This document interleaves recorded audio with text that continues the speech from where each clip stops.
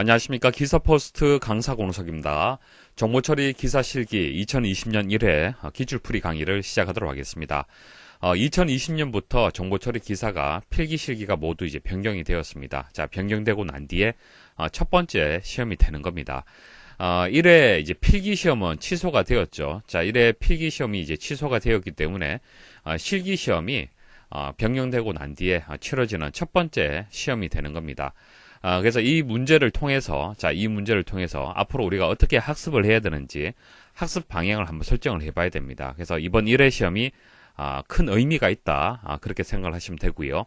간단한 이제 풀이 설명을 드리고 앞으로 학습할 방향을 설정을 해드리도록 하겠습니다. 자, 기출문제 보도록 하겠습니다. 총 20문항의 문제가 출제가 되었고요. 100점 만점이 되기 때문에 문항당 이제 5점이 되겠습니다. 자, 60점 이상이면은 합격이 되는 거예요. 그래서 12개의 문항을 맞추시면은 이제 합격 점수가 되겠습니다. 자, 20개 중에서 18개는 강의에서 설명을 드렸던 내용들입니다. 그래서 강의를 잘 따라오신 분들은 다들 합격을 하셨을 겁니다.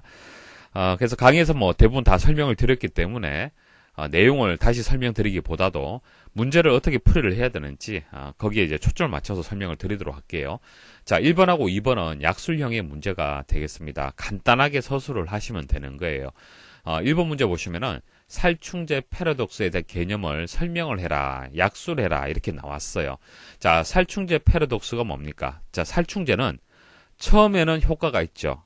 처음에는 효과가 있지만은 이제 그 벌레가 내성이 생기게 되면은, 그 살충제에 대한 내성이 생기게 되면은 그 이후부터는 효과가 없는 거예요. 그죠? 자, 그런 개념으로 생각을 하시면 됩니다. 그래서 우리가 테스트를 할 때 동일한 테스트 케이스로 반복 실행하는 것은 큰 의미가 없다는 얘기예요.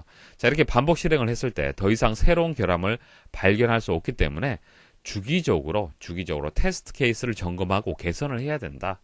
그게 살충제 패러독스의 핵심 키워드가 되겠습니다. 그래서 약술형에 대한 문제가 나오는데 간단하게만 입력을 하시면 되는 거예요. 그래서 용어를 설명할 수 있는 키워드. 자, 여기서는 동일한 테스트 케이스로 이제 반복 실행을 하게 되면은 더 이상 결함을 발견할 수 없다. 그렇기 때문에 주기적으로 테스트 케이스를 점검하고 개선해야 된다. 이게 키가 되는 거예요. 키워드를 포함을 해서 한 줄, 길게는 한 2줄 정도로 해서 간략히 입력을 하시면 됩니다. 그래서 이와 같이 동일하게 입력하지 않으셔도 상관없어요. 키워드가 어느 정도 포함이 되도록 약수를 하시면은 가급적이면 공단에서는 정답으로 인정을 해줍니다. 그래서 최대한 노력을 해서 키워드를 생각을 하시면서 되도록이면은 좀 문장을 깔끔하게 한번 만들어서 입력하도록 그렇게 연습을 하십시오.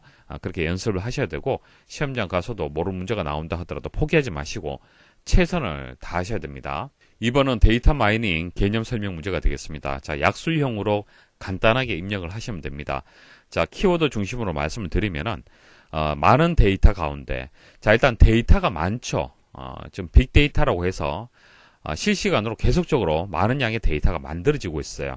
자, 데이터가 많기 때문에 이 데이터를 가지고 인포메이션, 정보로 만들어내야만, 자, 인포메이션으로 변환을 해줘야만 의사결정을 할 수가 있잖아요. 그죠? 자, 근데 데이터 양이 많기 때문에 정보를 만드는 과정이 어렵다는 얘기입니다. 그러니까 데이터베이스에 있는 데이터를 그대로 가져와서 의사결정이 힘들다는 얘기예요. 그래서 나온 개념이 데이터 마이닝이 되는 거예요. 그래서 많은 데이터 가운데 숨겨져 있는 유용한 상관관계를 발견을 해서 미래에 실행 가능한 정보를 추출해 놓고 의사결정에 이용하는 과정을 의미를 하는 겁니다. 자, 예를 들어서 아마존, 넷플릭스 생각하시면 됩니다. 넷플릭스를 예를 들어서 말씀을 드리면은 넷플릭스를 통해서 여러분들이 이제 선호하는 영화를 보잖아요. 그죠? 자, 보게 되면은 자, 그것을 이제 저장을 하죠. 그것은 이제 데이터베이스가 될 거예요. 그죠? 자, 그 데이터베이스를 한 번 더 가공을 하는 겁니다. 상관관계를 발견할 수 있도록 한 번 더 가공을 하는 거예요. 가공을 해서 자, 이 사람이 자, 어떤 취향을 가지고 있는지, 영화를 볼 때 액션 종류를 좋아하는지, 아니면 어떤 다른 분류의 영화를 좋아하는지 이런 식으로 상관관계를 발견을 할 수 있도록 처리를 한 번 더 하는 겁니다. 자, 처리를 하게 되면은 그 사람한테 개인화 마케팅이 가능하다는 얘기예요. 재미있어 할 만한 거리들을 던져줄 수 있다는 얘기예요. 그죠? 넷플릭스에서 당신에게 추천하는 영화는 이런 것들입니다. 라는 그런 서비스를 해줄 수 있다는 얘기입니다. 자, 이런 서비스는 단순히 데이터베이스를 가지고는 할 수 없는 것이죠. 그래서 상관관계를 분석을 해서 정보를 추출하고 의사결정에 이용하는, 자, 이런 과정을 데이터 마이닝이다. 그렇게 설명을 합니다. 자, 3번 문제는 이제 프로토콜 3요소, 구타 의미, 자, 구타 의미 강의에서 말씀을 드렸고요. 자, 4번은 XML에 대한 문제가 되겠습니다. 자, 이렇게 문제가 주어지고 XML을 입력하도록 출제가 되었고요. 그리고 제이슨 문제가 출제가 되었고요. 자, 6번 SQL 문제인데 튜플의 개수를 구하는 문제가 되겠습니다. 자, 이 문제는 출제 기준 변경 전 정보 처리 이제 필기, 자, 필기에서 출제되었던 문제예요. 이게 이제 실기에서 출제가 되었는데 사실 이렇게 출제하면 안 되죠. 이제 변경된 출제 기준 보시면은 필기하고 실기하고 거의 내용이 같습니다. 그렇기 때문에 필기 같은 경우에는 이론 중심으로 이제 출제를 하면 되는 거고요. 실기는 실무적인 관점에서 문제가 출제가 돼야 됩니다. 자, 그런데 지금 설명드렸던 그 문제를 보시면 아시겠지만은 대부분 이제 용어에 대한 문제들이에요. 그죠? 자, 이런 것들은 필기 문제라고 보셔야 되는 것이지 실기 문제는 아니죠. 자, 뒤에 한번 정리해서 총평을 하고 앞으로 어떻게 학습을 해야 될지 뒤에 다시 한번 정리를 해드리도록 할게요. 자, 이것은 뭐 예전에 필기에서 나왔던 문제인데, 자, 설명 한번 드려보도록 하겠습니다. 스튜던트, 학생 테이블이 있어요. 학생 테이블이 있고, 자, 이 학생 테이블에 컴퓨터 정보과 학생이 50명, 그리고 인터넷 정보과 학생 100명, 사무자동학과 학생 50명, 자, 이렇게 있습니다. 그냥 튜플의 개수가 총 200개가 될 거예요. 그래서 50개, 컴퓨터 정보과, 그 다음 인터넷 정보과 100명, 사무자동화 50명, 이런 식으로 튜플이 총 200개가 있다는 얘기예요. 자, 200개가 있는 상태에서 보도록 하겠습니다. 자, 1번 보시면은 스튜던트 테이블에서 DPT는 이제 학과가 되는 거예요. 그래서 DPT 해서 여기에 컴퓨터 정보과, 인터넷 정보과, 사무자동학과 이런 식으로 해서 튜플이 입력이 되어 있는 거예요. 그럼 이것을 셀렉트를 하게 되면은 튜플의 수가 몇 개가 되는 겁니까? 총 200개가 되기 때문에 200개가 될 거예요. 그죠? 자, 그 다음 2번은 distinct라고 해서 중복을 제거해라 이렇게 나왔잖아요. 그럼 200개를 중복을 제거하게 되면은 학과의 개수가 3개가 되기 때문에 결과는 3이 되는 겁니다. 자, 그 다음 세 번째 같은 경우에는 컴퓨터 정보과, 자, 200개 중에 컴퓨터 정보과, 자, 조건 처리가 들어갔죠. 자, 그때 카운트 값을 구하는데 distinct에서 dpt라고 되어 있잖아요. 컴퓨터 정보과 학생 50명을 조건 처리해서 찾았어요. 자, 찾아서 이제 카운트를 하는데 단순히 dpt를 카운트를 하는 것이 아니라 중복을 제거해서 카운트를 하라. 자, 중복 제거하게 되면 이건 한 건으로 계산이 되는 거예요. 그래서 1이 되는 겁니다. 그래서 203, 1이 되는 거예요. 7번은 HRN 기법인데요. 우선순위를 계산하는 계산식을 입력을 해라 이렇게 나왔습니다. 자, 계산식을 이제 암기를 하셔야 되는데 원리를 설명을 드리면은, 자, 서비스 시간 분의 대기 시간 더하기 서비스 시간이잖아요. 그러니까 우선순위를 이제 계산을 하는 데 있어서 대기 시간을 좀 더 가중치를 더 주고 싶을 때, 그러니까 많이 기다렸을 때, 많이 기다린 그 작업을 우선순위를 좀 더 높일 수 있도록 하는 식이 HRN이 되는 거예요. 그래서 분모가 있고 분자가 있으면 분자가 커진다는 얘기는 전체 숫자가 커진다는 얘기잖아요. 그러니까 대기를 많이 하면 많이 할수록 그만큼 우선순위가 더 높게 책정이 되는 겁니다. 그러니까 서비스 시간은 정해져 있잖아요. 그죠? 서비스 시간은 정해져 있고 대기 시간이 커진다라면은 우선순위가 더 높아질 수 있도록 만든 기법이 HRN이 되는 겁니다. 자, 8번은 트랜잭션의 특성 4가지 묻는 문제가 되고요. 이렇게 이제 4가지 중에서 뭐 2가지 특성을 입력을 해라. 그냥 일관성하고 지속성은 문제 주고 나머지를 입력을 해라. 이렇게 나올 수도 있고요. 자, 다음에 출제될 때는 각각에 대해서 약술 간단하게 설명을 해라. 이렇게 나올 수도 있습니다.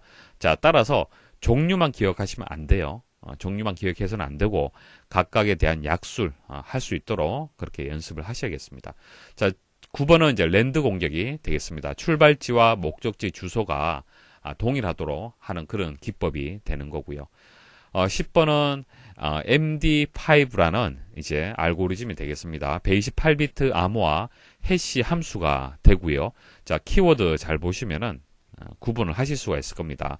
라이베스트 그리고 MD4 자, 이것을 대체하기 위해서 고안을 했다. 그러니까 4 다음에 5 자, 이런 식으로 해서 이름이 정해진 겁니다. 11번 모듈 설계를 할 때 각각의 이제 모듈이 있으면 각각의 모듈은 응집도는 높여야겠죠. 자, 내부적인 응집도는 높이고 그리고 모듈 간의 결합도는 낮출 수 있도록 설계를 해야 됩니다. 자, 12번은 이제 버블 정렬 출제가 되었습니다. 언어 파트에서 가장 많이 출제되는 내용이 선택 정렬, 버블 정렬 이런 정렬 문제가 많이 출제가 됩니다. 강의에서 여러 번 말씀을 드렸었죠. 자, 오름차순 결과를 입력하는 문제가 되고 강의에서 설명드렸던 문제하고 거의 동일하다 그렇게 보시면 됩니다. 이런 이제 프로그래밍 언어에서 출제되는 패턴이 두 가지가 있습니다. 자, 이와 같이 결과를 입력을 해라. 오름차순해서 결과가 어떻게 되느냐 입력을 해라. 이렇게 나올 수도 있고요. 이제 결과를 입력하는 것이 아니라 이렇게 블랭크를 채워라. 또 이렇게 나올 수도 있어요. 자, 두 가지 형태로 나오기 때문에 코드를 잘 이해를 하고 있어야 됩니다. 포문이 두 개가 나오죠. 바깥쪽의 포문, 안쪽의 포문. 그래서 버블 정렬은 이웃된 데이터끼리 서로 비교를 하기 때문에 바깥쪽에는 i라는 변수, 일반적으로 안쪽은 j라는 변수를 이용해서 반복을 시킵니다. 반복을 시키고 자, 조건을 만족할 때 크냐, 오름차순이죠. 자, 크냐 조건 판단해서 이 조건을 만족한다라면은 이런 식으로 자, 교환 작업을 수행을 하면 됩니다. 자, 그리고 마지막에는 이제 출력하는 부분이 되겠습니다. 자, 13번은 이제 자바에서 배열 문제가 되겠습니다. 간단한 문제죠. 자, 메인에서 일단 시작을 합니다. 메인에서 시작을 하고 배열, 객체 변수를 만들게 되고요. 생성하게 되고 그 다음 이제 make array라는 이제 메서드를 호출하게 되죠. 자, 이것을 이제 호출을 하기 때문에 해당 이제 메서드로 이동을 합니다. 자, 이동을 해서 이제 배열의 값을 저장을 하는데 i가 0부터 시작을 해서 1씩 증가시키면서 이제 저장이 되는 거죠. 그래서 0, 1, 2, 3 이렇게 저장이 될 겁니다. 그래서 이제 처리가 끝났죠. 자, 처리가 끝나고 난 뒤에 이제 저장이 됐어요. 자, 그 다음 포문이 이제 수행이 되는 거죠. 그래서 출력하는 그런 순서대로 진행이 되겠습니다. 그래서 배열의 값을 하나 출력하고 스페이스바 출력하고 그리고 여기서 프린트가 되죠. 프린트가 되기 때문에 연속되게 출력이 되는 겁니다. 그래서 값 하나 출력 띄워쓰기, 값 하나 출력 띄워쓰기 이런 식으로 출력이 되는 겁니다. 자, 14번은 C 언어에서 스위치 케이스 문제가 되겠습니다. 자, 결과를 입력하는 문제가 되는데 강의에서 설명은 드렸습니다. 설명드렸는데 일반적으로 스위치 케이스 문은요. 조건을 만족하는 어떤 처리를 하고 난 뒤에 브레이크 문이 나와서 이제 빠져나오도록 이제 그런 수행 순서를 갖는 그런 식으로 이제 이용이 되는데 이 문제에서는 브레이크 문이 없습니다. 자, 브레이크 문이 없으면은 어떻게 처리를 하냐면은 일치하는 실행문부터 스위치 문이 이제 종료될 때까지 모든 문장이 실행이 되는 거예요. 자, 보세요. 자, i는 3이 되고 k는 1이죠. 자, i 변수 값을 가지고 이제 판단을 하는 겁니다. 그래서 0, 1, 2는 이제 수행이 안 되죠. i가 이제 3이 되기 때문에 수행이 안 돼요. 자, 그다음 여기서 딱 걸리게 되죠. 그럼 k는 기존에 1이었는데 자, 0으로 다시 값이 바뀌었어요. 그쵸? 자, 그런데 브레이크 문이 보통 여기에 들어가서 이제 빠져나와야 되는데 브레이크 문이 없잖아요. 그럼 브레이크 문이 없기 때문에 일치하는 실행문부터 마지막까지 다 수행을 하는 겁니다. 다 수행을 종료될 때까지 다 수행을 하는 거예요. 그래서 K는 0이 되고 그 다음 수행을 하게 되면 현재 값에서 3을 더하겠죠. 그럼 3이 되는 거고요. 자, 현재 값에서 이제 10을 빼줘야겠죠. 자, 빼게 되면은 마이너스 이제 7이 되는 겁니다. 자, 여기다가 또 1을 빼주기 때문에 결과적으로 마이너스 8이 이제 출력이 되겠습니다. 15번은 릴리즈 노트 작성할 때 이제 항목 중에서 헤드에 대한 문제가 되겠습니다. 16번. 자, 16번은 LOC 기법에 대한 문제인데 LOC라는 것은 자, 비용을 산정을 합니다. 우리가 프로젝트를 진행하게 되면은 자, 이 프로젝트의 비용이 어느 정도 소요가 될 거냐 그것을 산정을 해요. 자, 산정하는 여러 가지 기법 중에서 가장 기본이 되는 것이 LOC 기법이 있습니다. 이 문제는 사실 출제 기준 변경 전 필기 기출 문제예요. 필기에서 출제되었던 문제인데, 자, 이번에 이제 변경되고 난 뒤에 LOC 기법이 사실 출제가 되면 안 되는데 출제가 된 거예요. 자, 간단하게 설명을 드리면 어려운 문제는 아닙니다. 자, 보세요. 자, 계산식하고 이제 답을 입력을 해라. 이렇게 나왔는데, 단순히 생각하시면 됩니다. 그냥 라인, 코드의 라인 수를 가지고 코스트를 계산하는 거예요. 비용을 산정을 하는 겁니다. 그래서 총 라인이 3만, 자, 3만 개가 되고, 라인 수가, 개발자는 5명이고, 인당 월 평균 300 라인을 생산을 한다는 얘기예요. 코드를 작성한다는 얘기입니다. 그러면 총 개월 수, 소요가 되느냐, 그것을 구해라. 그렇게 문제가 출제가 됐는 거예요. 그래서 식은 이렇게 되는 겁니다. 자, 라인 수가 이제 3만 개가 되는 거잖아요. 이제 3만 개를 인당 300 라인을 작성을 하기 때문에 3만에다가 300을 일단 나눠주고요. 그 다음 개발자가 5명이잖아요. 5로 나눠주게 되면은 20이 계산이 되는 거예요. 그래서 20이 이제 답이 되는 거고, 계산식은 이렇게 입력을 하시면 되겠습니다. 그래서, 프로젝트를 이제 개발하는데 총 20개월이 소요가 된다는 얘기예요. 물론, 뭐 개발자가 10명이 아니고, 5명이 아니고 10명이 투입이 된다라면은 더 이제 소요되는 기간이 줄어들겠죠. 자, 10으로 나누게 되면은 반으로 또 줄어들게 되는 겁니다. 17번 OSI 7계층 중에서 비트 단위로 전송하는 계층이 어떤 계층이냐. 자, 송신 측, 자, 수신 측이 있어요. OSI 7계층이 있죠. 물대내 전세표 해서 7개의 계층이 있습니다.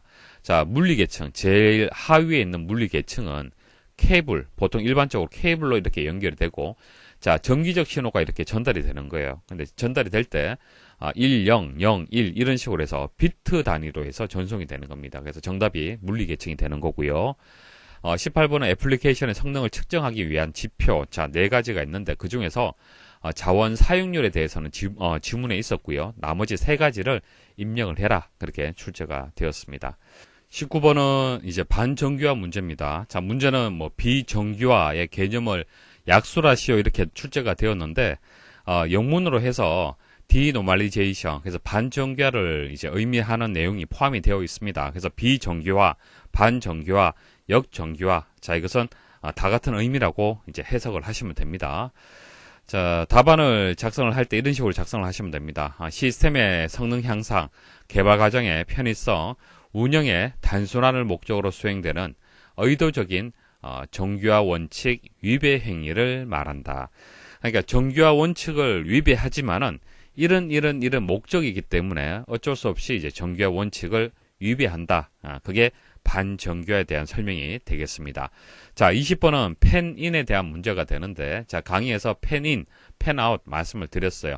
자, 펜인은 어떤 모듈을 제어하는 상위 모듈의 이제 개수가 되는 겁니다. 펜아웃은 하위 모듈의 이제 개수가 되는 거예요. 그러니까 예를 들어서 F, 자, F를 기준해서 펜인과 펜아웃의 수가 얼마가 되느냐. 이거 예전에 기출된 적이 있는데, 그러니까 펜인은 상위가 되는 거고, 펜아웃은 이제 하위의 모듈 수를 계산하시면 되는 겁니다. 그래서 상위가 하나, 둘, 셋, 3이 되는 것이죠.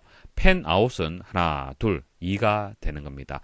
자, 이 개념을 그대로 적용을 하시면 됩니다. 그래서 문제가 만약 이렇게 출제가 되었다라면은 F하고 H가 되는 거예요. 그 F 보시면은 하나, 둘, 셋.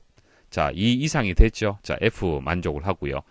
그 다음 H도 하나, 둘, 2개가 되기 때문에 이제 만족을 하는 겁니다. 자, 다른 것은 다 하나씩만 값을 가지고 있습니다.